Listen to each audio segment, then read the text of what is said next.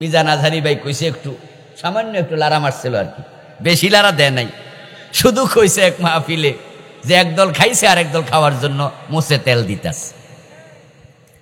এই তো আগুন লেগে গেল। 5 মাস আগে চাঁদাবাদ ছিল, এখন বাংলাদেশ যদি 5 মাসে চাঁদাবাদী না হতো তাহলে আমরা বুঝতাম চাঁদাবাজ শুধু এক দল। এখন বারবার চাঁদাবাজি হচ্ছে, এটাই প্রমাণ করে একা না, নতুন চাঁদাবাজও আছে। লক্ষ্য করে দেখুন, মসজিদে আল্লাহর খলিফা আছে, তাই মসজিদে আল্লাহর আইন আছে।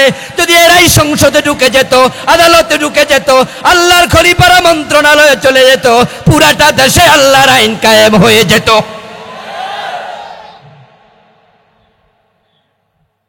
কিন্তু আল্লাহর খলিফারা আদালতে যাইতে রাজি না, সংসদে যাইতে রাজি না। এমন খলিফাও আছে যারা ঘোষণা দিয়া কয় আমি কোন দলমল। এমন আলেম ওলামা পীর বুজুর্গ আছে না নাই? দেখবেন বইলা দেবে আমি কোন দল করি না বাবা। মুরিদদেরকে বলে দেয় বাবারা দলমল করো না। ঢাকা কামেল মাদ্রাসার প্রিন্সিপাল কয়দিন আগে ছাত্রদের সামনে ওয়াজ করলেন। বিশাল বড় মাদ্রাসা, নাম বললে চিনে ফেলবেন, বললাম না। উনি তার আলোচনায় বলতেছেন আমরা দুনিয়ার গদি চাই না, দুনিয়ার চেয়ার আমাদের দরকার নাই, আমরা জান্নাত চাই। ফোলাফাইনে কয় সুবহানাল্লাহ। আমি শুনলাম তার ছাত্র কয় আমরা হুজুর এটা কইছে। আমি তখন বললাম তোরা সুবহানাল্লাহ কি বুঝা কইলি রে? ইন্না লিল্লাহ কেন কইলি না? কারণ আমার নবী আল্লাহর কাছে গদি চাইয়া দোয়া করে ওয়াজআল্লি মিন লাদুনকা সুলতানান নাসীরা।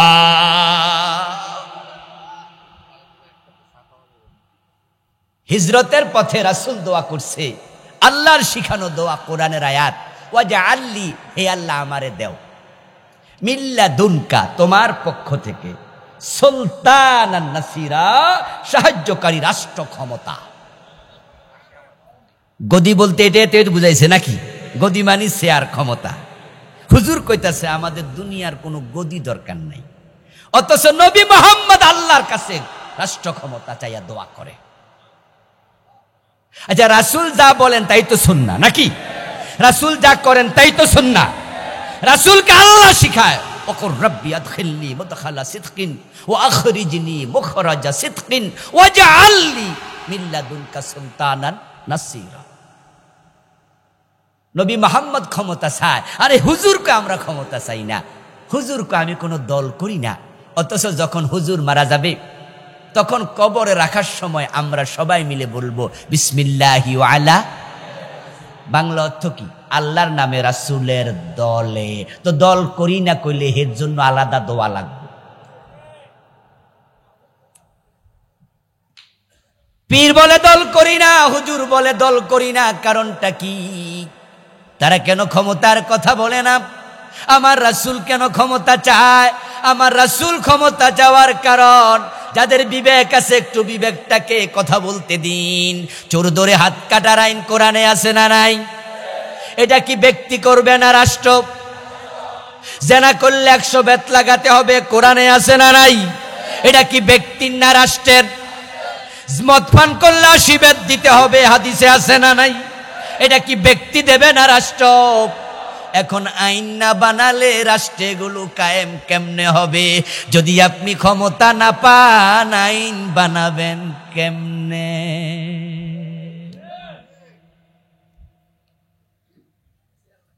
একটু জবাব দেন তো। আজকের মাহফিলে কি লোক এখানে 150-200 আরো বেশি?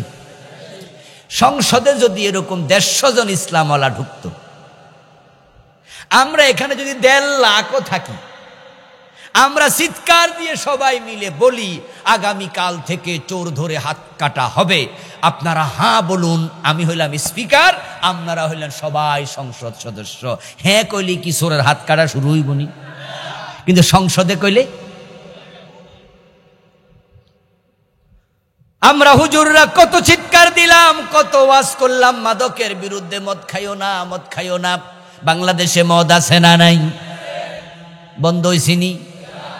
কিন্তু সংসদে যদি 80 বেতের আইন চালু করে দেয়, 80 বেদ 6 মাস চালু করে দেখো, আমি আল্লাহর কসম দিয়ে বললে কসম হেনেস হবে না, কসম ভাঙবে না। আমি আশাবাদী সংসদে যদি পাশ হয়ে যায় 80 বেতের আইন 6 মাস চলে, 6 মাস পরে বাংলার সীমান্তে মদক সেবী থাকবে না। আমার প্রিয় ভাইয়েরা এই সত্য কথা বলেছে, এতেই তাদের গায়ে লেগে গেল। আজীব তো। আমার প্রিয় ভাইয়েরা, বলছিলাম ফেরেশতারা বলল আতাজআলু ফিহা মান ইউফসিদু ফিহা, এমন খলিফা বানাবেন না যারা জমিনে ফাসাদ করে। তিনি বানালেন, বরং বানানোর পরে ফেরেশতাদেরকে বললেন এ আদম রে তোমরা সিজদা করো। কুল্লা লিল মালাইকাতি ইসজুদু লিআদম, আমি ফেরেশতাদেরকে বললাম আদমকে সিজদা করো। ফাসাজাদাল মালাইকাতু কুল্লুহুম আজমাউন, জিবরিল আমিন সহ যত ফেরেশতা আল্লাহ বানিয়েছেন সবাই মিলে আদমকে সিজদা করলো। আল্লাহ প্রমাণ করে দিলেন আদমের সম্মান ফেরেশতাদের চেয়েও বেশি। ও দোস্ত আমার, মানুষকে আল্লাহ সম্মানিত করলেন কারণ তারাও আল্লাহর খলিফা। আদম একা আল্লাহর খলিফা না, আদম হলো প্রথম খলিফা। কোরআনে আল্লাহ বলছেন হুয়াল্লাযী জাআলাকুম খালাইফা ফিল আরদ, তিনি আল্লাহ যিনি জমিনে তোমাদেরকেও খলিফা বানাইছে। তাহলে আল্লাহর প্রতিনিধি হওয়ার কারণে আমরা হয়ে গেলাম সৃষ্টির মাঝে সবার সেরা। এবার বলুন তো, যার দাম যত বেশি, যার সম্মান যত বেশি, তার দায়িত্ব কম হয় না বেশি হয়? তার দায়িত্ব হবে বেশি, এটাই নিয়ম। মেম্বারের চেয়ে চেয়ারম্যানের সম্মান বেশি, চেয়ারম্যান সাহেবের দায়িত্বটাও, চেয়ারম্যানের তুলনায় এমপির সম্মান বেশি, এমপি সাহেবের দায়িত্বটাও বেশি, এমপির চেয়ে মন্ত্রীর সম্মান বেশি, মন্ত্রীর দায়িত্ব এমপির চেয়েও বেশি।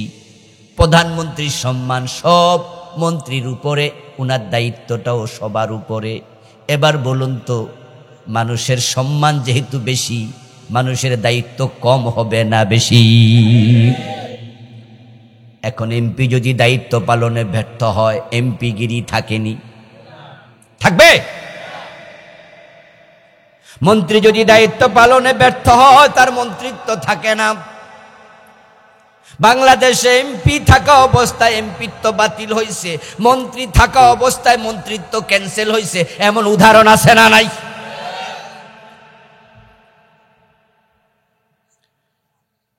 এই যে লতিফ বিশ্বাস, লতিফ সিদ্দিকী নাম শুনছেন? কাদের সিদ্দিকীর ভাই। উনি বাংলাদেশ সরকারের পাট ও বস্ত্রমন্ত্রী ছিলেন, বাংলাদেশ সরকারের এমপি ছিলেন।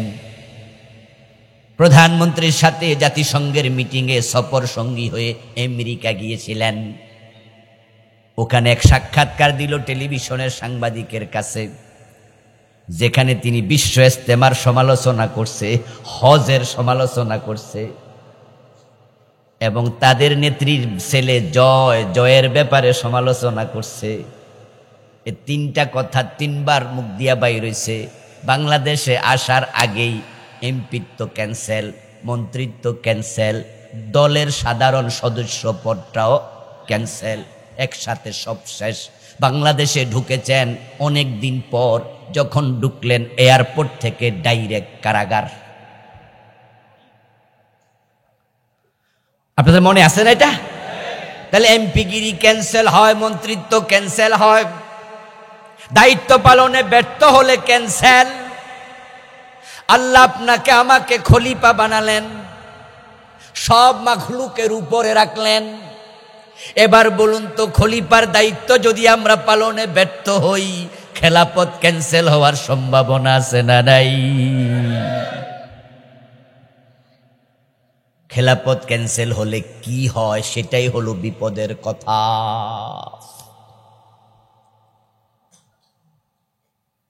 ও প্রিয় ভাইরা, আল্লাহ তাআলা কুরআন মাজিদ আমাদের সম্মানের কথা বললেন এক আয়াতে। আরেক আয়াতে বললেন আবার অপমানের কথা,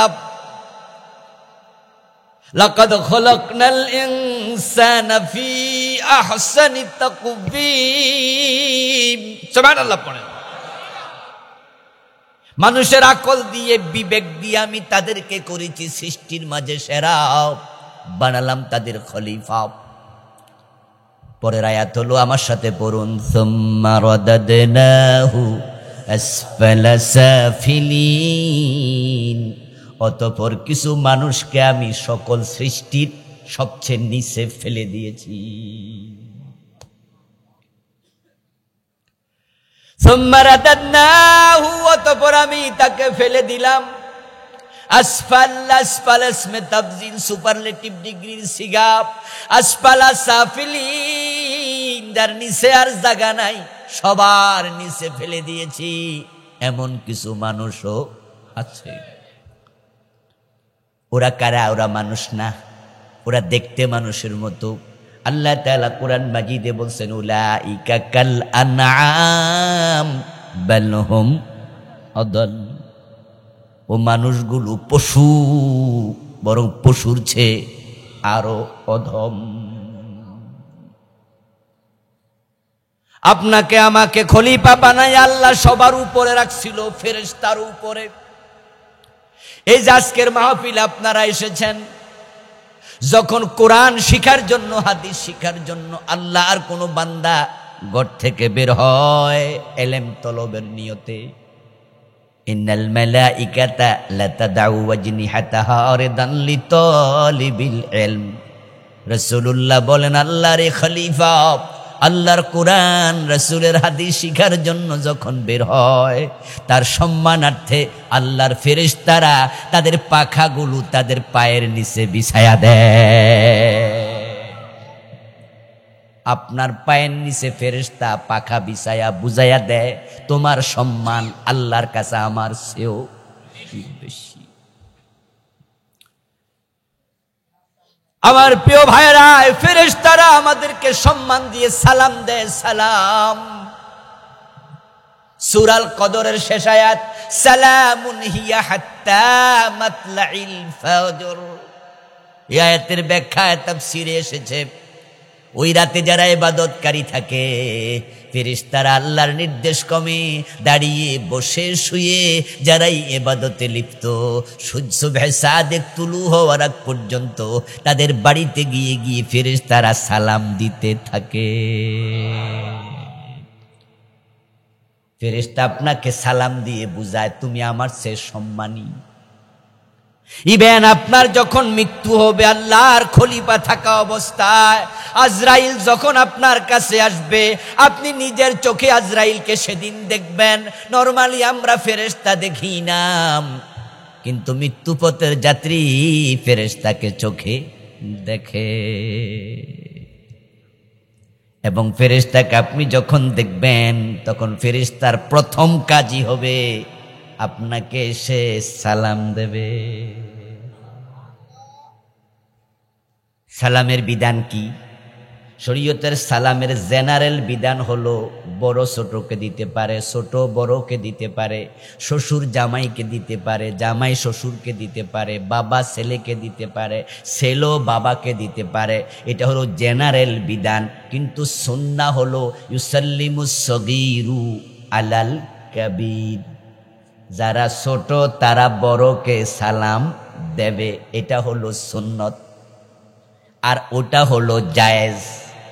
ফেরেশতা আপনাকে সালাম দেয়া মানি আল্লাহ বুঝাইয়া দেয়, ও ফেরেশতা সালাম দিয়ে বুঝাও তুমি আল্লাহর খলিফা, তাই তোমার দাম আমার চেয়েও বেশি।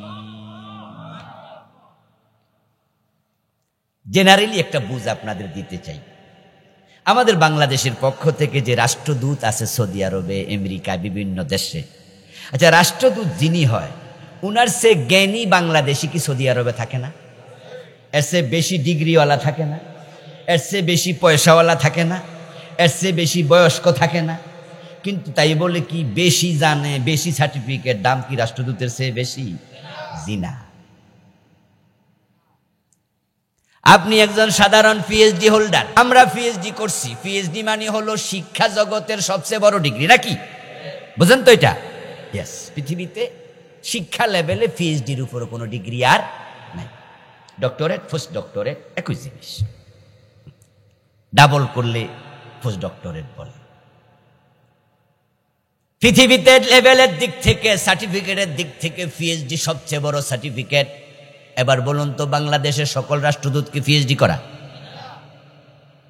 এখন আমি আবুল কালাম আজাদ গেলে পিএইচডি হোল্ডার আমি, সৌদি আরব পুলিশ দেখ কয়জন? আমার সার্টিফিকেট দেখে দেবে না, বরং দেখবে আমি সরকারের দূত কিনা। কারণ দূতের সাথে হয় সরকারের সম্পর্ক ডাইরেক্ট, আমার সাথে সরকারের ডাইরেক্ট কোনো সম্পর্ক নাই। সুতরাং আল্লাহর ফেরেশতা বলেন আর যত মাখলুক আছে, জিন বলেন অন্য যত মাখলুক, কেউ প্রতিনিধি নাম, প্রতিনিধি শুধু মানুষ। তা আপনাকে মৃত্যুর সময় সালাম দিয়া ফেরেশতা বুঝাবে তোমার সাথে ডাইরেক্ট সম্পর্ক কার। ফেরেশতা যে সালাম দেবে তার দলিল আল্লাহর কোরআন। হাফেজ সাহেবরা একটু গুনগুন করে পড়বেন যখন কোরআনের আয়াত পড়ি, তাহলে ফাঁসের লোকেরা বুঝবো যে হুজুর মনে ঠিকই পড়ে। আল্লাযীনা তাতাওয়াফাহুমুল মালায়েকাতু তাইয়্যিবিনা ইয়াকুলুনা সালামুন আলাইকুম উদখুলুল জান্নাতা বিমা কুনতুম তা'মালুন। সবাই আওয়াজ দিয়ে পড়েন সুবহানাল্লাহ। আল্লাহ বলছে যারা পবিত্র অবস্থায় মৃত্যু পাবে, যারা আমার খেলাফত রাখা অবস্থায় মরবে, চাকরি ক্যান্সেল হয় নাই, মন্ত্রী আছে, এমপি আছে, এমপি আর মন্ত্রী যদি থাকেন তাহলে পুলিশ আপনারে জি হুজুর করবো না? সামনে এক ট্রাক, এক গাড়ি পুলিশ, পিছনে এক গাড়ি পুলিশ, ফু ফু করতেছে, মন্ত্রীর প্লাগ গাড়ির মাঝে পতাকা উঠতেছে, ওরে বাবা রে বাবা, র্যাবের কালা চশমাওয়ালা বাহিনী সামনে এরকম কইরা সিগন্যাল বাতি সরাই আমরা রে কই প্রাইভেট কার সর আইতাছে, বুঝেন না? ঠেলা কি বাবা রে বাবা। আবার যদি মন্ত্রিত্ব ক্যান্সেল হয়, অপরাধী হয়, হেরাই বাইরাইয়া জেলে ঢুকায়, যেমন জোনায়েদ আহমদ ফলক। কি ফেঁসে আছে ঠোলা কামরুল্লা, না জানেননি? কালকে পরশু দিন দেখলাম কামরুল মিয়া পুলিশরে ধমকাইতেছে, বলতেছে এই পুলিশ দোতলায় হাঁটাইয়া উঠবা কইয়া 4 তলায় তুললা কেন? লিপ কোথায়? আপনারা দেখছেন না ভিডিওতে? ভিডিও আসছে, মানে হলো ওরে আদালতে নিতেছে, পুলিশ তাকে লিফটে তোলে নাই, কই ওড়েন, হাইটটা ওড়েন। ডক্টর ইউনূসের 8 তলায় তুলছিল না, এটা কিছু দেখাইতেছে, নমুনা শিখেন। হে 2 তলায় উঠা গেছে গরম হইয়া, কই যে 4 তলায় উঠাচ্ছ, লিফট কোথায়? আর আজকে দেখলাম জোনায়েদ আহমদ ফলক সাবেক মন্ত্রী, তিনি পুলিশকে সামনে নিচ্ছে আর লোকজন জিজ্ঞাসা করছে, স্যার কি অবস্থা আছেন? কই ভালো নাই, বৈষম্যের শিকার হয়েছি। ভালো নাই নাকি? উনার সাথে গত 1 মাস উনার পরিবারের সাথে কথা বলতে দেয় না, যোগাযোগ করতে দেয় না, জেলখানায় বান্ধা রাখছে। এই মন্ত্রী কয়দিন আগে পুলিশ সালাম দিছে, এখন পুলিশ পাছায় লাথি মারতাছে। আমাদের ব্রিটিশরা না এই দেশে সালামের সিস্টেম পাল্টাই দিছিল। আমরা যখন কাউকে সালাম দেই, আমরা কিন্তু শুধু হাত তুলি, নাকি? আমরা বলি আসসালামু আলাইকুম, যদিও হাত না তুললেও চলেন। এরপর আমরা মনে করি বেটা দেন্দা মেন্দা হইলো তো শুনবো না, এই জন্য ইশারা দিয়ে বুঝাই দিই সালাম দিতেছে। তা আমরা আমাদের দেশে আমরা হাত তুলি, কিন্তু ব্রিটিশরা যখন তারা তাদের ভিআইপি পার্সনকে সালাম দেয়, তখন তারা পুলিশরে, সেনাবাহিনীর শিখাইছে যে সেলুট দিবা, শুধু সালাম না, হাতও তুলবা, ঠ্যাংও তুলবা। আপনারা দেখেন নাই? দেখবেন যে ওরা কিন্তু ঠ্যাং তোলা দেয়, হাতও তোলা দেয়। আর মানে কি আমার বুঝে আসে না, পরে হয়তো ধারণা করছি যে বুঝাইতেছে স্যার লাইন মতো থাকলে এটা না নিচেরটাও আছে। এজন্য আমরা মাঝে মাঝে দেখি নিচেরটাও চলে, ঠিক কিনা? হ্যাঁ, মন্ত্রিত্ব টিকায় রেখা থাকলে সেলুট, আর না হয় নিচেরটা বুট। আমার প্রিয় আল্লাহর খলিফা, আপনি আল্লাহর খলিফা থাকা অবস্থায় যদি আজরাইল আসে, ইয়াকুলুনা সালামুন আলাইকুম, ফেরেশতা এসে আপনাকে সালাম দেবে। ক্বালা রাসূলুল্লাহ সাল্লাল্লাহু আলাইহি ওয়াসাল্লাম, এখানে দাঁড়ায় থাকলে আমার কাছে ভালো লাগতেছে না, প্লিজ বসে যান একটু। এত কাছে দাঁড়াইলে তো বিরক্ত বিরক্ত লাগে। জায়গা আছে তো ভাইয়া, বসে যান প্লিজ।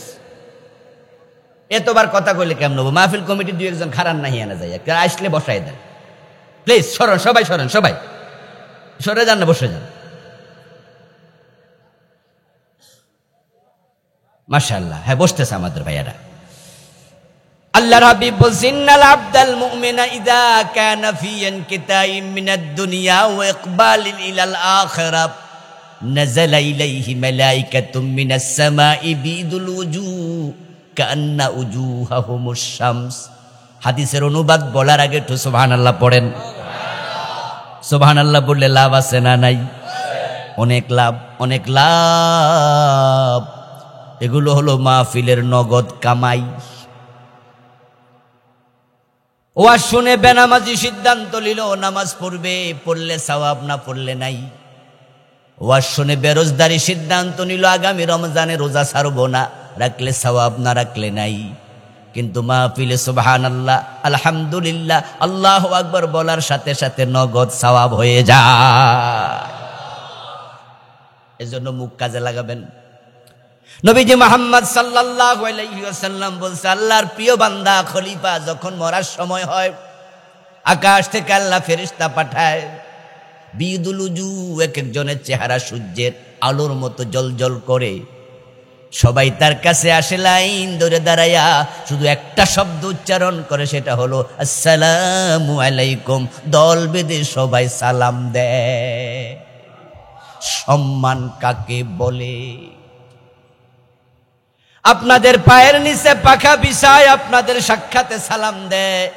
আল্লাহ পাক রব্বুল আলামিন তারে খলিফাদেরকে সম্মানে রেখে দিলেন, তাদেরকে সৃষ্টির সেরা বানালেন। আল্লাহর এই মোমেন প্রিয় বান্দা খলিফা, তাদের সম্মান আল্লাহর কাছে আল্লাহর আরশের চেয়েও বেশি। কোথায় আপনার অবস্থা? আল্লাহর কাবার চেয়ে বেশি।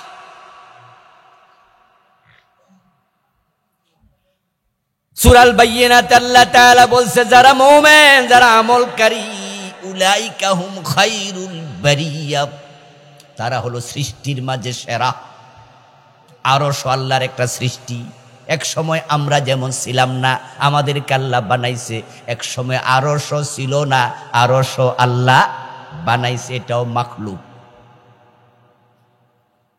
এই মানুষ হলো সৃষ্টির মাঝে এক নাম্বার, এর মানে আরশের উপরে তার দাম।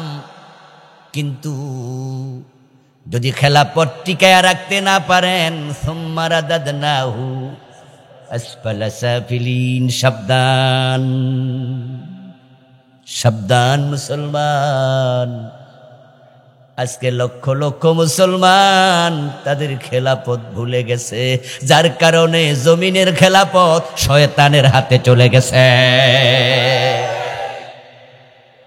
আমরা 92% মুসলমান দাবি করি আমরা আল্লাহর খলিফা, কিন্তু আল্লাহর খেলাপথে জমিনে এখন আর নাই। এখন আদালত বলেন, সংসদ বলেন, গণভবন, বঙ্গভবন, মন্ত্রণালয়, সচিবালয়, সব জায়গায় শয়তানের খেলাপথ চলছে। আল্লাহর খেলাপথ আর নাই। কারণ আল্লাহর খলিফারা জমিন ছেড়ে দিয়েছে। তারা এখন শুধু মসজিদে গিয়ে নামাজ পড়ে। তারা মনে করে আমরা খলিফা, আমরা নামাজ পড়মু, আমরা জিকির আজকার করমু। অথচ শুনুন মুসলমান, আল্লাহর যত মাখলুক আছে সব মাখলুক নামাজ পড়ে। একটা মাখলুকও বাদ নাই যে সেজদা করে না। আন-নাজমু ওয়াশ-শাজারু ইয়াসজুদান, চন্দ্র তারকা গাছগাছালি আল্লাহকে সেজদা করে। আলাম তারা আন্নাল্লাহা ইয়াসজুদু লাহু মান ফিস সামাওয়াতি ওয়া মান ফিল আরদি। কোরআনের আয়াত। আল্লাহ কোন নবী আপনি লক্ষ্য করে দেখুন, আকাশ জমিনে যত মাখলুক সবাই আল্লাহকে সেজদা করতেছে। কুল্লুন কাদ আলিমা সালাতাহু ওয়া তাসবিহাহু, সকল মাখলুক কেমনে নামাজ পড়া লাগে এটা তারা জানে। কেমনে তাসবিহ পড়া লাগে এটা তারা জানে। ওয়া ইম মিন শাইইন ইল্লা ইউসাব্বিহু বিহামদিহি ওয়ালাকিন লা তাফকাহুনা তাসবিহাহুম। তোমার হাতের ঘড়ি, পায়ের জুতা, মাথার টুপি, পকেটের মানি ব্যাগ, তোমার মাথার উপরে সামিয়ানা, তোমার নিচের বিছানা, সব মাখলুক নিজের বাসায় আল্লাহর তাসবিহ পড়ে। তবে তাদের তাসবিহ বুঝার ক্ষমতা তোমাদের। এ তাসবির কারণে তারা কিন্তু খলিফা না। তারা যে আল্লাহরে সিজদা দেয়, আন-নাজমু ওয়াশ-শাজারু ইয়াসজুদান, তারকা সিজদা দেয়, কাণ্ডওয়ালা গাছ সিজদা দেয়, কাণ্ডবিহীন গাছ সিজদা দেয়। কুল্লুন আলিমা কাদ আলিমা সলাতাহু, সবাই সালাত কেমনে পড়ে জানে। তাই বলে তারা কিন্তু আল্লাহর খলিফা না। সুতরাং জিকির করলেই খলিফা হওয়া যায় না। খলিফার ডিউটিটা কি? ফেরেশতারা ভাবছিল তারা জিকির করার জন্য আল্লাহ তাদেরকে বানাচ্ছে, এজন্য তারা আল্লাহকে বলছে নাহানু নুসাব্বিহু বিহামদিকা, আমরা তো আপনার তাসবিহ পড়ি, ওয়া নুকাদ্দিসু লাকা, আপনার পবিত্রতা ঘোষণা করি। মানুষ বানানো কি দরকার? আল্লাহ জবাব দিয়েছেন ইন্নী আ'লামু মা লা তা'লামুন, আমি খলিফা কেন বানাই সেটা আমি জানি, তোমরা জানো না। আল্লাহ খলিফা কেন বানায় আল্লাহ ফেরেশতাদেরকে বলতেছে, ও ফেরেশতারা এটা তোমরা জানো না। আমি আপনাদের কাছে একটু জিজ্ঞাসা করতে চাই, ফেরেশতারা না জানুক, তারা তো আর খলিফা না, কিন্তু আমরা যারা খলিফা আল্লাহ কেন বানালেন আমাদের জানা দরকার আছে না নাই? আল্লাহ তাআলা কেন খলিফা বানালেন? কুরআন মাজিদ আল্লাহ তাআলা বলতেছেন এবার সিবগাতাল্লাহি ওয়া মান আহসানু মিনাল্লাহি সিবগা ওয়া নাহনু লাহু আবিদুন। আল্লাহর খলিফারা, তোমাদের দায়িত্ব হলো তোমরা আল্লাহর রঙে রঙিন হয়ে যাও। আল্লাহর রঙের চেয়ে সেরা কোনো রং নাই। আল্লাহর রং বলতে কি বুঝায়? এবার হাদিস, প্রিয় নবী বলছেন তাখাল্লাকু বিআখলাকিল্লাহ, আল্লাহর রং মানে হলো আল্লাহর চরিত্রে চরিত্রবান হও। আল্লাহ কখনো জুলুম করে না।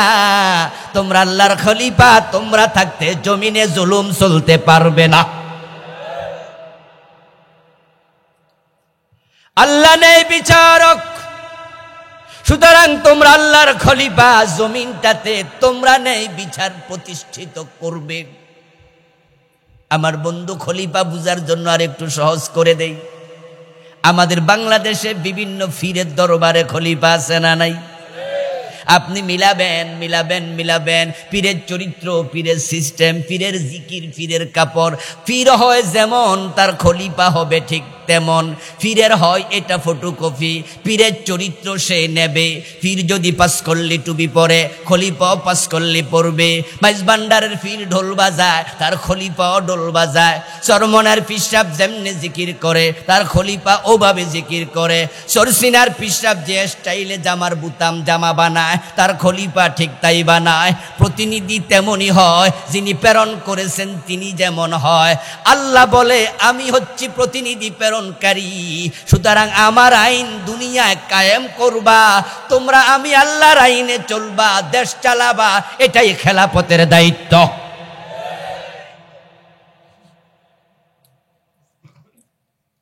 এই জমিনে আল্লাহর আইন কায়েমের জন্য আল্লাহ একটা মাখলুককে দায়িত্ব দেন নাই, শুধু মানুষ। এই জন্য ফেরেশতাদের দিকে একটু তাকান। যখন কোনো মানুষ খায় তখন তার পেটের খাবার হজম করে কে? নিজে নিজে হয় না আল্লাহর হাত আছে? ওয়া ইন কুল্লু নাফসিন লাম্মা আলাইহা হাফিজ। আল্লাহ বলে এমন কোন প্রাণী নাই, মানুষ নাই যার হেফাজতকারী আমি আল্লাহ নিয়োগ করি নাই। আপনি লক্ষ্য করবেন আপনার খাবারের দায়িত্বে ফেরেশতা, আপনার নিঃশ্বাস তোলা নিঃশ্বাস বের করার দায়িত্বে ফেরেশতা, আপনার প্রস্রাব পায়খানা ক্লিয়ার করার দায়িত্বে ফেরেশতা, আপনার পুরা নিরাপত্তা আল্লাহ ফেরেশতার মাধ্যমে মেনটেন করে চলছেন। তাই লক্ষ্য করে দেখবেন, যখন ছোট মাছ খান বাদ দিয়া মাঝে মাঝে মাছের কাঁটা গালের পাশে লেগে যায়, জিহ্বার সাইডে লেগে যায়, কিন্তু ঢোক গিলার পরে পেটের ভিতরে কোনোদিন মাছের কাঁটা লাগে না। কারণটা কি?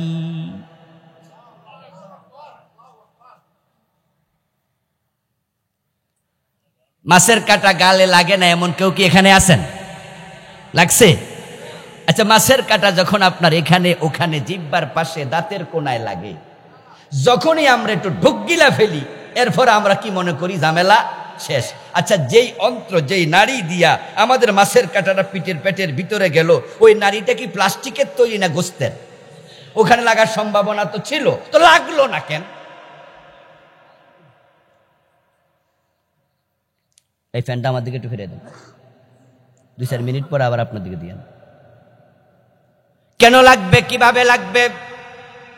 কারণ আপনার পেটের খাবার আপনার যখন ঢোক গিলার আগ পর্যন্ত দায়িত্ব আপনার গলা পর্যন্ত, কিন্তু যখন ঢোক গিললেন তখন সবটা ফেরেশতার হাতে চলে যায়, তারাই টেনে নামায়। তারপরে যেটা যেখানে পাঠানোর পাঠায়, কোনোটা প্রস্রাব বানায়া কিডনির মাধ্যমে শাকনি দিয়া আলাদা করে, কোনোটা আবার মলের জায়গায় দিয়ে দেয়। তাই কোনোদিন ভুলে প্রস্রাবের সাথে ভাতের মার বের হয় না, ভাতের আড়া বের হয় না। সামান্য কাটা প্রস্রাবের জায়গায় বের হইয়া আটকে গেলে উপায় ছিল। তাহলে আপনার যে খাবার আপনি ঢোক গিললেন, এটা ফেরেশতা নিছে। এবার যে মদ খায় তারটা নিচে নেয় কেডা? নূহ। ফেরেশতাকে দায়িত্ব আল্লাহ দিয়ে রাখছে যে তুমি তার খাবার মেনটেনেন্স করো। ও ফেরেশতা, তুমি তার নিঃশ্বাস ঢুকাও বের করো। যখনই সময় শেষ হবে, আলানফাসাল মাদুদা, কয়টা নিঃশ্বাস আপনি নেবেন, আল্লাহ হিসাবের খাতা ফেরেশতাকে দিয়ে দিছে। প্রতিটা নিঃশ্বাস হিসাব করা, একটা বেশি নেয়ার সুযোগ আপনার হবে না। কারণ যখনই দেখবে হিসাব শেষ, ওই ফেরেশতার নিঃশ্বাস ঢুকতে দেবে।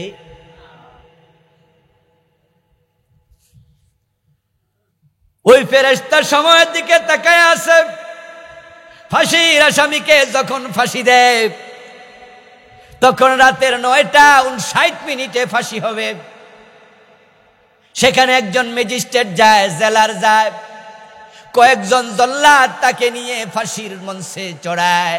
তারপর গলার মাঝে রশিটা টানায়।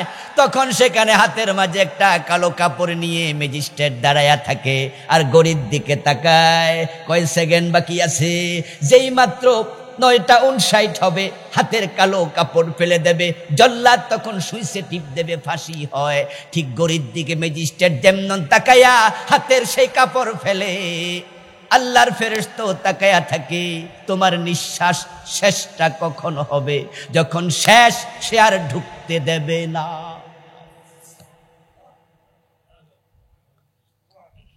ও দোস্ত, আমি বুঝাচ্ছি, ফেরেশতারা আপনার খাবার টেনে নিছে নেন, কিন্তু মদখোর যখন মদ খায়, ফেরেশতা যদি বলতো এটা হারাম, আমি তোর এটার নিচে নেব না, তাহলে মদখোরের মদ তার নাক দিয়া গাল দিয়া বাইর হইয়া যাইতো, ডরে ফরের বাড়ার।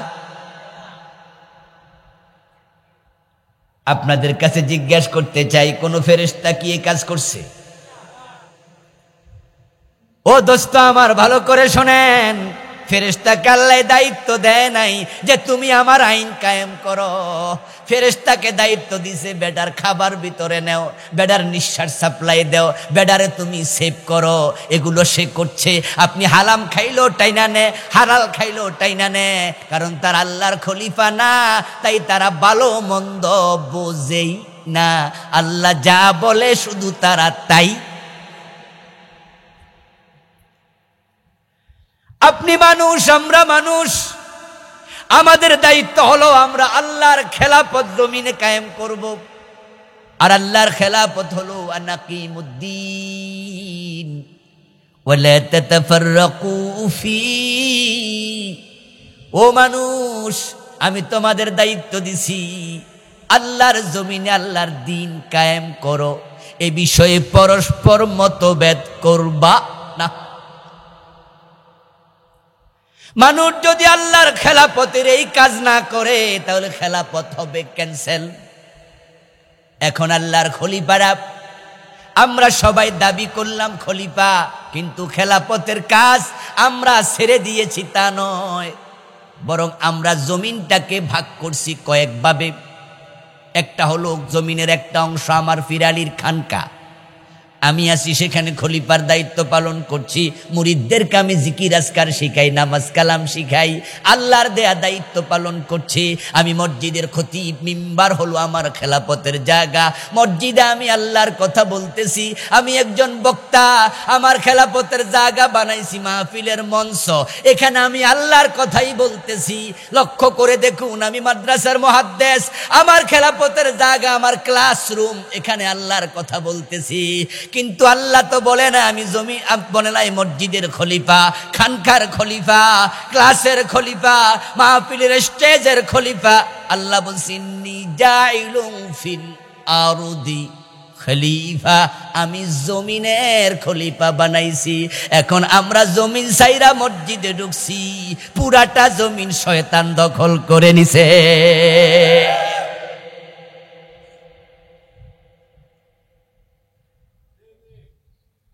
আলহামদুলিল্লাহ, আলহামদুলিল্লাহ, আলহামদুলিল্লাহ, এখন ওই অনুভূতিটুকু আছে, মসজিদে আল্লাহর খলিফারা আছে, তাই মসজিদে কোনো অন্যায় হয় না, মসজিদে মানুষ আল্লাহর আইনের বাহিরে এখনো চলে না। ইমাম ভুল করলে তাকেও লোকমা দিয়ে সোজা করা হয়। ইমাম যদি মন মতো মাগরিবের 2 রাকাত পড়ায় সালাম ফিরায় দেয়, আমরা ফরমুনি, আমরা বুঝি এটা আল্লাহর খেলাফতের জায়গা। অন্য হুজুররা বলে গেছে মাগরিব ফরজ 3 রাকাত, রাসূল শিখাইছে 3 রাকাত, আপনি ভুল করলে আপনার ইমামতি আমরা মানবো না। ইমাম ওই সাহস করে না। মসজিদে যখন আমরা 20 মিনিট থাকি, ঢুকতে ডান পা, বের হতে বাম পা, যতক্ষণ থাকি আল্লাহ রাসূল ছাড়া কারো কথা মানি না। আল্লাহু আকবার বলে নামাজ শুরু, সালাম ফিরিয়ে নামাজ শেষ। ঠেলার নাম মায়ের উপর ওষুধ নাই। হযরত ওমর কি তার ছেলেকে আশীর্বাদ দেন নাই? বাংলাদেশে কয়দিন দিছেন? আল্লাহর খেলাফত নাই, কেমনে দিবেন? এজন্য তো আল্লাহ আপনাকে আমাকে খলিফা বানাইছে। এবার বলুন তো, আসমান কার কথায় চলে? জোরে বলেন, কার কথায়? সাগরের প্রাণীগুলো কার কথায় চলে? জঙ্গলের প্রাণী কার কথায় চলে? আল্লাহ যদি চাইতেন ঠিক একই সিস্টেম আমাদেরকে চালাবেন, আল্লাহর ক্ষমতা আছে না নাই? আমাদেরকে বলতেন আমার আইনের বাহিরে চলতে পারবি না। ফজরের টাইমে মসজিদে যে যাবে না, ফেরেশতাদেরকে বলতো, আমাদের সাথে ফেরেশতা আসেনি? আসেনি? ফেরেশতাদেরকে শুধু বলে দিত ফজরের টাইমে যদি 5:30 বাজে না ওঠে, কান বরাবর একটা থাপ্পড় মাইরা দিবা। মসজিদে কয়জন যাইতো না? আচ্ছা, আল্লাহ চাইলে ফেরেশতাকে কইতে পারে না? পারে, আল্লাহ করবে না। এটা এই দায়িত্ব আপনাদের দিচ্ছে যে দেখি আপনার আইন বানান কিনা। আজান হওয়ার সাথে সাথে দোকান বন্ধ করতে হবে, এমন আইন আল্লাহর কোরআনে আছে না নাই? দেখেন, আল্লাহ জমিনের খেলাফত দিছে মানুষকে, কিন্তু আসমান নিজে চালায়, সেখানে খলিফা দরকার। আকার আকৃতিতে মানুষ বড় না সূর্য বড়? কত বড়? আপনার তুলনা আর আমার তুলনা কি? সূর্য পৃথিবীর তুলনায় 13 লক্ষ গুণ বড়। ওই সূর্যের ব্যাপারে আল্লাহ কয় কি, লাশামসু ইয়ামবাগি লাহা আন তুদরিকাল কমার ওয়ালাল লাইলু সাবিকুন নাহার। সূর্যরে আমি বানাইছি, তারপর বলে দিছি সূর্য এই কক্ষপথে চলো, তুমি চাঁদের কাছে যাইও না। সুবহানাল্লাহ পড়েন। লাশামসু ইয়ামবাগি লাহা আন তুদরিকাল কমার, তুমি চাঁদকে ধরেও না, চাঁদের কাছে যাইও না, তোমার কক্ষপথ এটা। আল্লাহ যেদিন বলছে সেদিন থেকে সূর্য তার কক্ষপথ থেকে এক চুল পরিমাণ সরে না।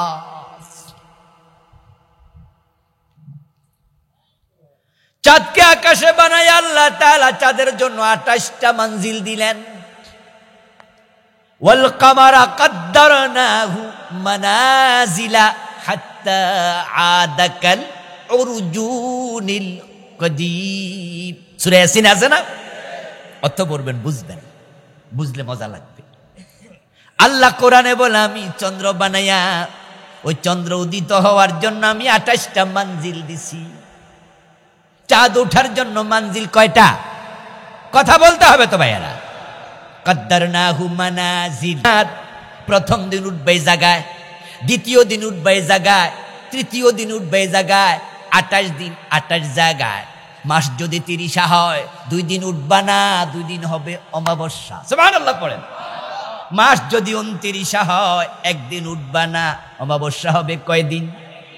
আল্লাহ যা নির্ধারণ করেছে সৃষ্টি থেকে আজ পর্যন্ত চাঁদ কোনদিন আল্লাহর কথার বাহিরে একবারও উঠে নাই।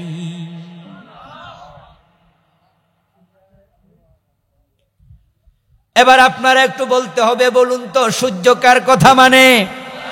আল্লাহর কথার বাহিরে চলেছে। চাঁদ কার কথা মানে? আল্লাহর কথার বাহিরে চলেছে। এবার আমাদের খবর কি?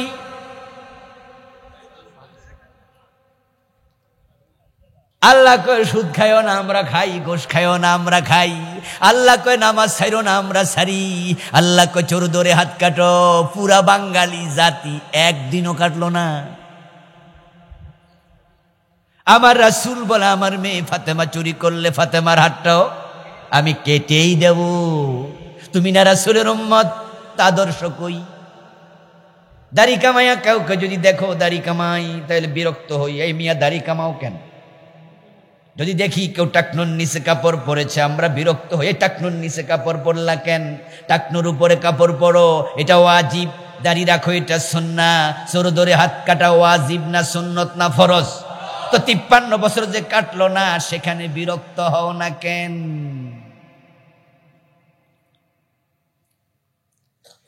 ও দোস্ত, দাড়ি রাখার ওয়াস্ত করলা, মসজিদে ডান পা দিয়া ঢুকার ওয়াস্ত করলা, আমিন আসতে বলবে না, জোরে বললে কত মাহফিল ওয়াজ করলা, দল্লিন না জল্লিন ওয়াজ করলা, হাত নাবির নিচে না বুকের উপরে কত ওয়াজ করলা। রাসূল বলে আমার মেয়ে ফাতেমা চুরি করলে হাত কাটবো, ওই হাত কাটার ওয়াজ কই? রাসূল 10 বছর মদিনা আল্লাহর কোরআন দিয়া চালাইছে। ওই আল্লাহর কোরআন দিয়া বাংলাদেশ 1 মিনিটের জন্য চললো না।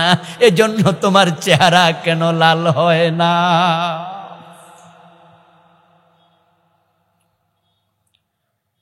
এই জমিনে খেলাফতের দায়িত্ব আল্লাহ তোমারে দিছে, নিজ হাতে নেয় নাই। দেখি আমার খলিফারা কি করে। এই যে 53 বছর আল্লাহর খেলাফতে দেশ চলে না, আপনাদের মুখ থেকে আমি কথা শুনতে চাইবো। আপনি বলুন দয়া করে, আমরা খলিফারা সফল হলাম না ব্যর্থ? আমরা 92% থাকতে আল্লাহর খেলাফতে জমিন কেন চলবে না? কোরআন থাকতে ডক্টর কামালের সংবিধান কি দরকার? বরং এই সংবিধান সরাইয়া আল্লাহর কোরআনকে সংবিধান বানানো দরকার আছে না নাই? তো আপনি সংসদে না গেলে বানাবেন কেমনে? এই বিশাল পানির রাজ্য, পৃথিবীর 4 ভাগের 3 ভাগ কি পানি? মাটি কয় ভাগ? মাত্র 1 ভাগ। 4 ভাগের 3 ভাগই পানি। এই টোটাল পানির মাঝে কি পরিমাণ প্রাণী আছে তার কোনো খবরও আমরা জানি না। ওই সব প্রাণী কার কথা মানে? অবাক হবেন, আমি একবার মালদ্বীপে বেড়াইতে গেলাম। তো মালদ্বীপে বেড়াতে গিয়ে মালে থেকে সি বোটে উঠলাম। উঠে আমরা কয়েক কিলোমিটার দূরে সেখানে দ্বীপ আছে, দ্বীপে উঠলাম। ওই দ্বীপের মাঝে তারা সেখানে অনেক রকমের বিল্ডিং টিল্ডিং বানাইয়া মেহমানদারি করার ব্যবস্থা করে রাখছে। এগুলাকে তারা নাম দিছে রিসোর্ট। রিসোর্টে চলে গেলাম। তো যাওয়ার পরে সেখানে দ্বীপের চারপাশে আবার হাঁটা যায়, সেখানে সুন্দর ব্রিজ বানাইয়া রাখছে সমুদ্রের দিকে, খুবই নয়নাভিরাম সুন্দর। এক পাশে দেখলাম যে তারা সেখানে একটা সুন্দর মানচিত্র আঁকছে। এই মানচিত্র একে ইংরেজিতে লিখছে, এখানে যেতে পারবেন, এখানে যেতে পারবেন না। একটা জায়গায় ক্রস চিহ্ন দিয়া লিখছে, এটা হচ্ছে শার্ক এরিয়া। এখানে যারা আপনারা টুরিস্ট আছেন, আপনাদের যাওয়া নিষিদ্ধ। তো সেখানে গিয়ে আমি বাংলাদেশি কিছু লোক পাইলাম, ওই রিসোর্টে চাকরি করে। তো একজন আমাকে দেখে সময় দিয়েছে, দৌড়াই আসছে। আমি তখন তাকে বললাম যে এই এলাকায় শার্ক থাকে, ওরা জানে কেমনে? শার্ক মানে কি? হাঙ্গর। বলল ওখানে যে আপনারা নৌকায় করে ঘুরবেন, আল্লাহ না করুক কোনোভাবে নৌকাটা যদি ডুবে যায় বা কোনো টুরিস্ট যদি পড়ে যায়, তাহলে হাঙ্গরে ছিঁড়ে খাবে। হাঙ্গর খুব জঘন্য প্রাণী। তো ওনারা বলল যে ওরা গবেষণা করে দেখছে যে এই এরিয়াতে হাঙ্গর থাকে। আমার কাছে আশ্চর্য লাগলো, আচ্ছা সমুদ্রের মাঝে কি কোনো কাঁটাতারের বেড়া আছে ইন্ডিয়ার মতো? তো হাঙ্গর এদিকে আসে না কেন? ওখানে তো কোনো কাঁটাতারের বেড়া নাই, ওখানে তো জেলখানার মতো কোনো কি নাই, বলো কোনো ওয়াল নাই, প্রাচীন নাই। তো হাঙ্গর এই এরিয়াতে আসে, ওই এরিয়া আসে না। অভিজ্ঞতা করো, তারা অভিজ্ঞতা দিয়ে তারা বুঝেছে। এটাই প্রমাণ করে কোন প্রাণী কোথায় যাবে সব নিয়ন্ত্রণ করছে কে? ওরা সবাই আল্লাহর আইন মানছে, ওখানে কোনো খলিফা লাগে না, এমনি মানে সবাই। আমাদের বাংলাদেশে সুন্দরবন আছে না? কথা কইতে হবো কিন্তু। সুন্দরবন আছে। আচ্ছা সুন্দরবনের চারিপাশে কি জেলখানার মতো প্রাচীর আছে, ওয়াল আছে? আমি তো গেছি, আপনারাও কেউ কেউ হয়তো গেছে। আচ্ছা সুন্দরবনের চারিপাশে কোনো ওয়াল টোয়াল নাই। এবার বলুন তো সুন্দরবনের ভিতরে বাঘ বল্লুক আছে না নাই? তো বাঘেরা যদি সুন্দরবন ছাইরা গ্রামে চলে আসতো, সুন্দরবনের ধারে কাছে কোনো মানুষ বসবাস করতে পারত না। অথচ সুন্দরবনের সাথে গ্রামের অভাব নাই। তো বাঘেরা বের হয় না কেন? সুবহানাল্লাহ, সুবহানাল্লাহ পড়েন। দুই একটা বাঘ মাঝে মাঝে চলে আসে, সেটা হয় তারা পথ ভুলে আসে। আমার দোস্ত, বাঘেরা পথ ভুলতেই পারে, মানুষও পথ ভুলে, বলে না আমরা শ্রেষ্ঠ মাখলুক, আকল আছে, আমরাও তো মাঝে মাঝে পথ ভুলি। ওই বাঘগুলো আল্লাহর আইন মেনে তারা থাকতেছে জঙ্গলের মাঝে, তারা মানুষের ক্ষতি করতে আসবে না। আল্লাহ যেখানে সীমা দিয়েছে, আল্লাহর সীমা মেনে জঙ্গলের প্রাণী চলে, আকাশের তারকারাজি চলে, জমিনের আপনার মাখলুক পানিতে মাছ চলে। কিন্তু জমিনের মানুষ, তাদের হাতে কোরআন দিয়া, কিতাব দিয়া আল্লাহ কয় তোমরা আমার খলিফা, সিবগাতাল্লাহি ওয়া মান আহসানু মিনাল্লাহি সিবগা। তোমাদেরকে দিলাম আমার বিধান, তোমরা জমিনটা আমি আল্লাহর রঙে রঙিন করে দাও।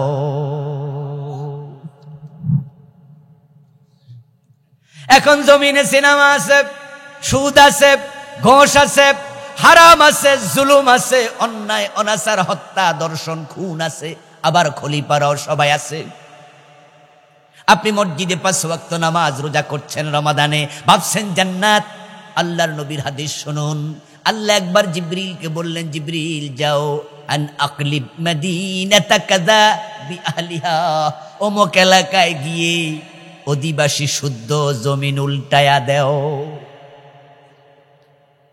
আল্লাহর অর্ডার শুনে জিবরিল আমিন গেলেন, ওই জমিন সহ এলাকাবাসীকে উল্টায়া দেবেন, সব শেষ করবেন। গিয়ে দেখেন একজন বান্দা আছে যে নামাজে দাঁড়ায় আছে। জিবরিল অপেক্ষা করেন, দেখি কি করে। সালাম ফিরায়া জিকির করা শুরু করছে। জিকির করে আবার দাঁড়ায়, আবার নামাজ, আবার কিছুক্ষণ পরে জিকির। জিবরিল আমিন ভাবেন, এ আল্লাহর প্রিয় বান্দা শুধু নামাজ আর জিকিরের অত, জমিন যদি উল্টাই গজবের মাঝে সেও তো পড়ে যাবে।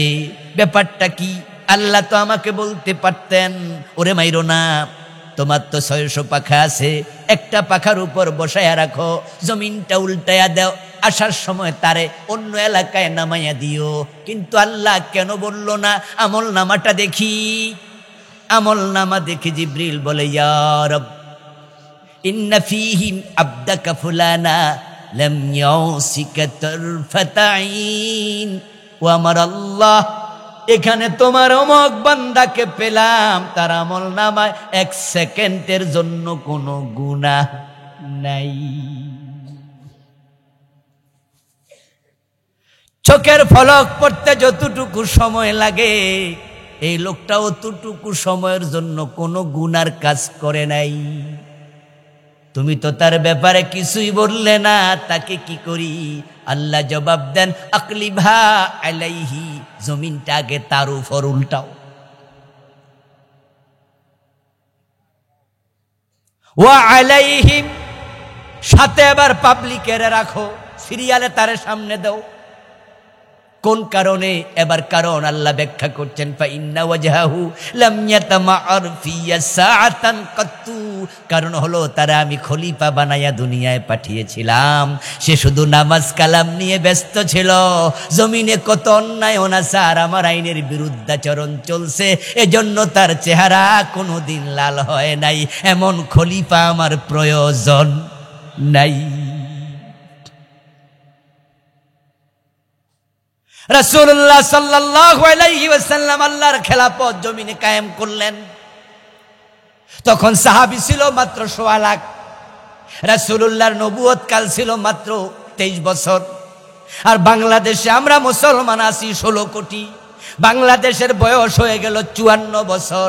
আমরা একদিনও আল্লাহর আদেশ মতো চালাতে পারি নাই। এই ব্যর্থ খলিফা জান্নাতের আশা কেমনে করো? জান্নাত পেতে হলে আল্লাহর খেলাফতের আলোকে জগৎ চালানো, সমাজ চালানো দরকার আছে না নাই? আলহামদুলিল্লাহ, অগাস্ট বিপ্লবের পরে আমরা এখন নতুন করে স্বপ্ন দেখছি। এর আগে আমরা কুণ্ঠিত ছিলাম। আমি পার্সোনালিও মাঝে মাঝে ভাবতাম কেমনে ইসলামী সমাজ হবে, আল্লাহর আইনে দেশ কেমনে চলবে। কারণ জালেমরা তো আমাদের দিবে না, তারা তো রাইফেল নিয়ে বুকে গুলি চালাবে। তাদের মোকাবেলার জন্য তো আমাদের হাতে অস্ত্র লাগবে, আমাদেরও ট্রেনিং লাগবে, জিহাদ করার জন্য রাস্তায় নামতে হবে। কিন্তু অগাস্ট বিপ্লবে দেখলাম বিনা অস্ত্রেও জালেমরা পরাজিত হয়।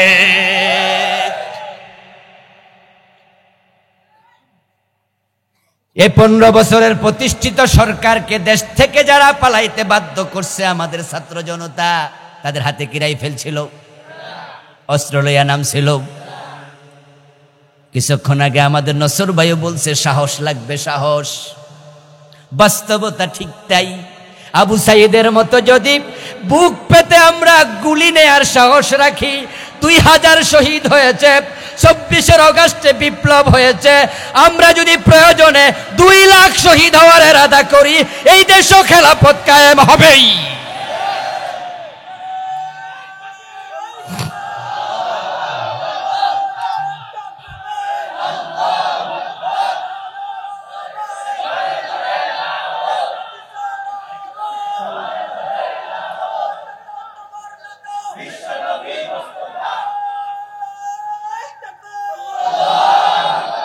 আমার প্রিয় ভাইরা, আল্লাহর দ্বীন কায়েমের জন্য, খেলাফত প্রতিষ্ঠার জন্য প্রয়োজনে শাহাদাত বরণ করা রাজি হওয়া দরকার আছে না নাই? আমরা যদি রাস্তায় নামতে পারি, দাবি তো একটাই, আল্লাহর খেলাফত, ঠিক না? আমরা প্রিয় নবীজির আদর্শে দেশ সাজাতে চাই, আমরা আল্লাহর আইনের আলোকে দেশ চালাতে চাই, ঠিক না? আচ্ছা, কোরআনের আইন যদি দেশে কায়েম হয়, আমাদের কি লস হবে না লাভ হবে? দুটা লাভ।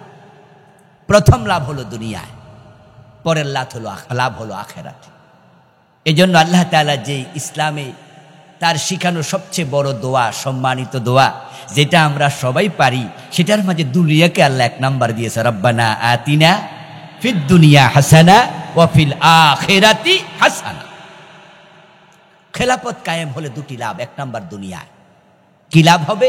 নবীজি নিজে দেখিয়েছেন, রাসূলুল্লাহর আদলে যখন সমাজ ওহির আলোকে প্রতিষ্ঠিত হলো, তখন মক্কার সমাজে ইনসাফ তৈরি হয়েছে, চুরি ডাকাতি বন্ধ হয়েছে, শান্তি শৃঙ্খলা এমনভাবে প্রতিষ্ঠিত হয়েছে, অদ্য দুনিয়ার সম্রাট ওমর গাছতলা একা একা ঘুমাতেন, বডিগার্ডের প্রয়োজন ছিল না।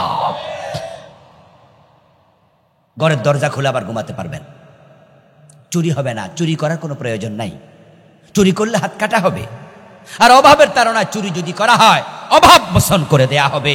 ওমরের জামানে আমরা দেখেছি জাকাত বিভাগের কর্মচারী জাকাতের টাকা কাঁধে নিয়ে ঘুরতেন, জাকাত খাওয়ার লোক ছিল না।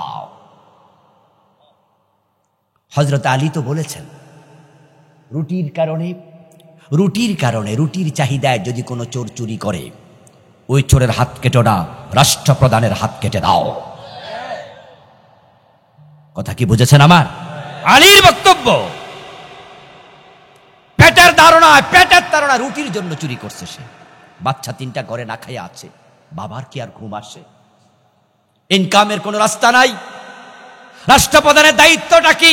তুমি কিভাবে ঘুমাচ্ছ? তার পেটে সন্তান পেটের ক্ষুধায় ঘুমাতে পারছে না। এই জন্য তিনি বলছেন, রুটির কারণে যদি কোনো চোর চুরি করে, ওই চোরের হাত কাটা যাবে না, রাষ্ট্রপ্রধানের হাতটা কেটে দাও। সে ব্যর্থ। ইসলাম যখন আসবে, খেলাফত যখন কায়েম হবে, আল্লাযীনা ইন মাক্কান্নাহুম ফিল আরদ আকামুস সালাহ ওয়া আতাউজ যাকাত ওয়া আমারু বিল মা'রুফ ওয়া নাহাউ আনিল মুনকার। ইসলামী রাষ্ট্রের প্রধান 4টি কাজ করবে। 1 নাম্বার, নামাজ কায়েম করবে। এই দিনের ভাইয়েরা, তাবলীগের ভাইয়েরা, পীর সাহেবের মুরিদেরা ও নামাজি হাজি গাজী ভাইয়েরা, আমরা কিন্তু একটি বিষয় সবাই একমত, আমরা চাই যে সব মানুষ নামাজ পড়ুক। এই জন্য তাবলীগের ভাইয়েরা নামাজের দাওয়াত দেয় না? নামাজ পড়েন। পীর সাহেব হুজুররা মুরিদদেরকে বলে নামাজ পড়ো।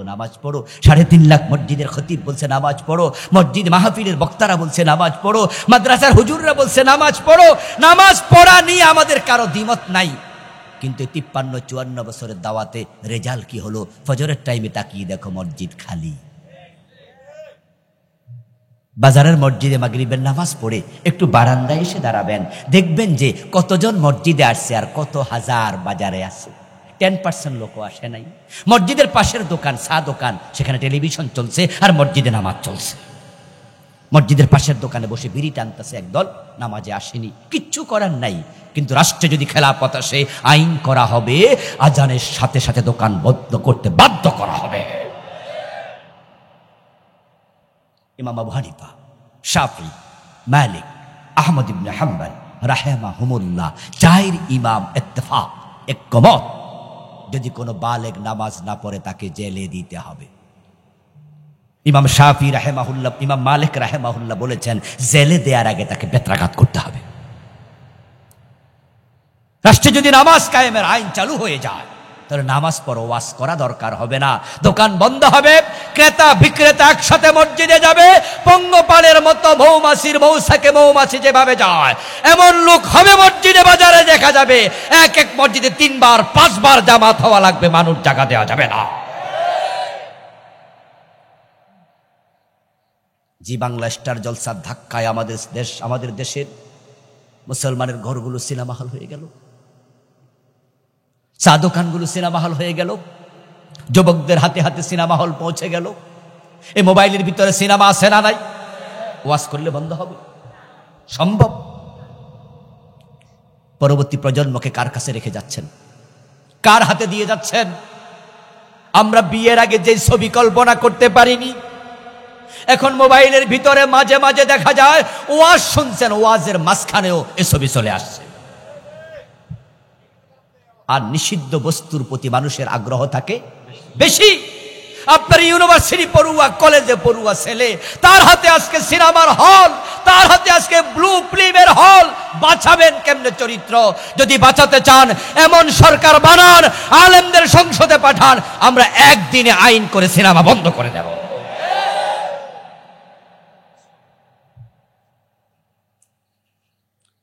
যে সুদ খেলে মায়ের সাথে জেনার গুনাহ হয় সবচেয়ে ছোটটা, এই গত কয়েক বছরে প্রতি বছরে 3 থেকে 5টা নতুন নতুন সুদী ব্যাংক অনুমোদন পেয়েছে। ইসলামী ব্যাংকগুলো তারা লুটপাট করে খেয়ে ফেলতেছে। ইসলামী ব্যাংক যারা বানিয়েছে তাদের হাত থেকে ব্যাংক কেড়ে নিয়েছে। শুধু এস আলম গ্রুপ ইসলামী ব্যাংকের 18টি শাখা থেকে টাকা পাচার করেছে 80,000 কোটি। আমার বন্ধু, খেলাফত যদি কায়েম হয়, 1 নাম্বার হবে চুরি বন্ধ হয়ে যাবে, ডাকাতি বন্ধ হয়ে যাবে। দেশের টাকা যদি বিদেশে পাচার বন্ধ করা যায়, লুটপাট বন্ধ করা যায়, সোনার বাংলা হতে 2 যুগ লাগবে না। মালয়েশিয়া আমাদের মাত্র 10-12 বছর আগে স্বাধীন হয়েছে। তাদের দেশের আবহাওয়া আর বাংলাদেশের আবহাওয়া প্রায় একরকম, একটু ব্যতিক্রম। তাদের দেশে বৃষ্টি একটু বেশি হয়। এখানে মালয়েশিয়া গিয়েছেন এমন লোক 2 জন থাকতেই পারেন। আমিও গিয়েছি 10-12 বছর আগে। ওদের আবহাওয়া আমাদের আবহাওয়া প্রায় সিমিলার। ওদের খনিজ সম্পদ নাই, আমাদের যেমন নাই, খুবই কম। তাদের উন্নত হওয়ার পিছনের যেই সমস্ত মেকানিজম, সবটা রাষ্ট্রের অর্থ দিয়ে হয়েছে। আমি কুয়ালালামপুরে নেমে 50 তলা বিল্ডিং এর সংখ্যা দেখে অবাক হয়েছি। কয়টা যে 50 তলা বিল্ডিং গুনে কুলায়া শেষ করতে পারিনি, সম্ভব না। টুইন টাওয়ার এত বড় বানাইছে, ওটার নিচে দাঁড়িয়ে আমি টুপি হাতে নিয়ে তারপর উপরের দিকে ছাদের দিকে তাকাইছি, টুপি পরে যায় কিনা। তাদের রাস্তা, গাছ, ব্রিজ, কালভার্ট এত উন্নত। আজকের পৃথিবীর সেরা উন্নত দেশের একটা হয়ে গেল মালয়েশিয়া, অথচ মাত্র আমাদের 10-12 বছর আগে স্বাধীন হয়েছে, খনিজ সম্পদ ছাড়াই উন্নত হতে পারলো। আমরা 54 বছরে 50 তলা একটা বিল্ডিং আজ পর্যন্ত বাংলাদেশে কেউ পারেনি। তারা তো আগাইলো, আমরা কেন পিছাইলাম? ব্যাংকে যাবেন, 10 লাখ টাকার চেক দেবেন, দেখবেন একসাথে 10 লাখ টাকা অনেক ব্যাংক দিতে পারে না। কারণ তারা মাহাতির মোহাম্মদের মতো একজন সৎ নেতা পেয়েছে, আর আমরা পেয়েছি কিছু চোর, ডাকাত, বাটপার। আমাদের প্রধানমন্ত্রী সাবেক, তিনি নিজেই তো বলেছেন তার বাড়ির ফিয়ন কত কোটি টাকার মালিক? 400 কোটি। আপনি ভাবতে পারেন, ফিয়ন যদি এত টাকার মালিক হয়, তাহলে বাড়িওয়ালা কত টাকার মালিক? আজীব আজীব আজীব আজীব আজীব। দেশের টাকা পাচার করে উনারা কানাডায় বেগম পাড়া বানাইছে, আজীব। আর ওরা দেশের টাকা দেশে কাজে লাগায়। আমার প্রিয় ভাইয়েরা, আসলে আমরা এমন একটি ভূখণ্ড পেয়েছি, আল্লাহর বড় দয়া। এমন চমৎকার আবহাওয়া পৃথিবীর কোথাও নাই। আজকে পৃথিবীর সেরা দেশ আমেরিকা, ক্ষমতা, অর্থ দুদিক থেকে 1 নম্বর তারা। অথচ আমেরিকার আবহাওয়া দেখেন, ক্যালিফোর্নিয়াতে আগুন জ্বলছে, নিউ ইয়র্কে বরফ পড়তেছে। আবহাওয়া কত উল্টা পাল্টা। হাজার হাজার বাড়িঘর লস এঞ্জেলসে, ক্যালিফোর্নিয়াতে জ্বলে পুড়ে শেষ হয়ে যাচ্ছে। দাবানল বন্ধ করতে পারছে না। দাবানল প্রতি বছরে 2বার 3বার 5বারও হয়। আর 54 বছরে বাংলাদেশে কখনো টেম্পারেচার 60-এ যায় নাই, দাবানল তো দূরের কথা। আবহাওয়া আল্লাহ এত অনুকূল করেছেন, আমার দেশে কোনোদিন বরফ পড়ে নাই, বরং আমাদের তাপমাত্রা তো 8-9ও আসে না। আর নিউ ইয়র্ক সহ 50টা অঙ্গরাজ্যের 30 থেকে 35টা 3.5 থেকে 4 মাস থাকে বরফের নিচে। আপনাদের নোয়াখালী অঞ্চলে তো আমেরিকার অনেক নাগরিক আছে। আমিও গিয়েছি 3-3বার আমেরিকাতে। এই অগাস্টে আমি 22 দিন ছিলাম, প্রোগ্রাম করতে গিয়েছি। শীতকালেও আমি গিয়েছি। এত শীত, এত বরফ, 3 থেকে 3.5 মাস ফল হয় না, ফসল হয় না, গাছের পাতা পর্যন্ত থাকে না। তারা পৃথিবীর সেরা ধনী, আর আমাদের 12 মাস ফসল হয়, 12 মাস ফল হয়। একটা আম খেয়ে আমের বিচিটা ফেলে দেবেন, দেখবেন যে 15 দিন 20 দিন পরে বিচি থেকে সারা হয়ে যায়, 2 বছর পরে নিজে নিজে গাছ হয়ে যায়। সৌদি আরবে যারা গেছেন, কাতারে গেছেন, দুবাইতে গেছেন, এগুলো তো আমিও গিয়েছি, আপনারাও গিয়েছেন, আপনারা দেখেছেন যে সেখানে একটা গাছ যদি জীবিত রাখে, পাইপ লাইন লাগে, সকালেও পানি দেয়া লাগে, সন্ধ্যায়ও লাগে। আর আমার দেশ আল্লাহর কত বড় নিয়ামত, নিজে নিজে গাছ হয়, নিজে নিজে ফল হয়, নিজে নিজে ফুল হয়, নিজে নিজে ফসল হয়। তারপরও আমরা গরিব, শুধু ওই নেতা সোরগুলার কারণে।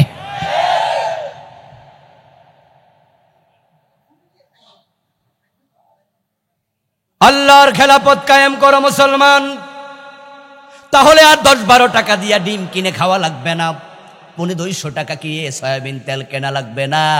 রাষ্ট্রের টাকা যদি রাষ্ট্রে থাকে, দাম বেড়ে গেলে সরকার ভর্তুকি দিতে পারবে। কিন্তু এখন তো টাকা নেই, ভর্তুকি কোত্থেকে দেবে?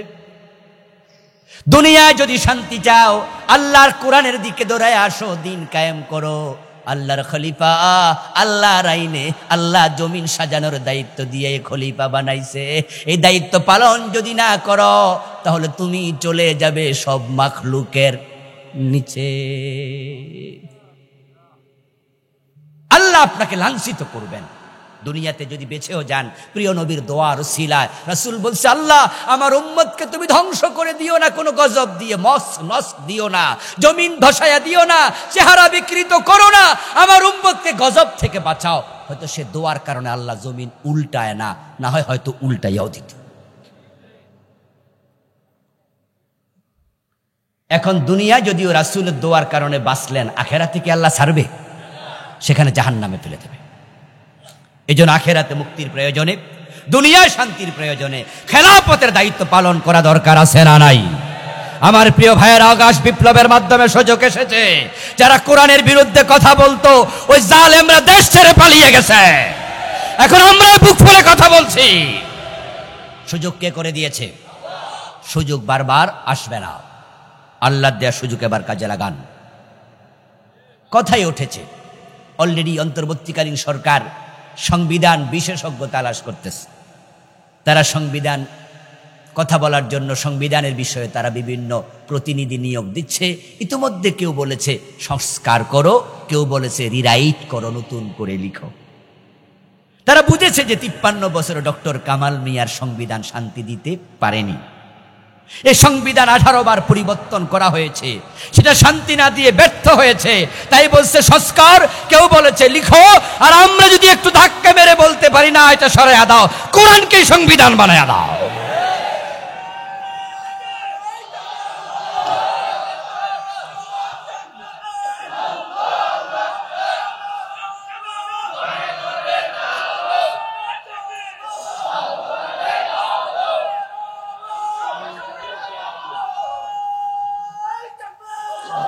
আমার ভাইয়েরা, মুসলমানের দেশে কোরআন সংবিধান হওয়া দরকার আছে না নাই?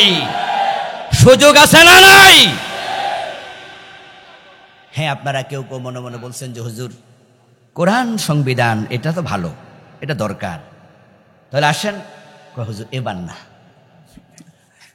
কয় হুজুর এবার না, আপনারা আরো কিছু সামনে আগায় এলেন।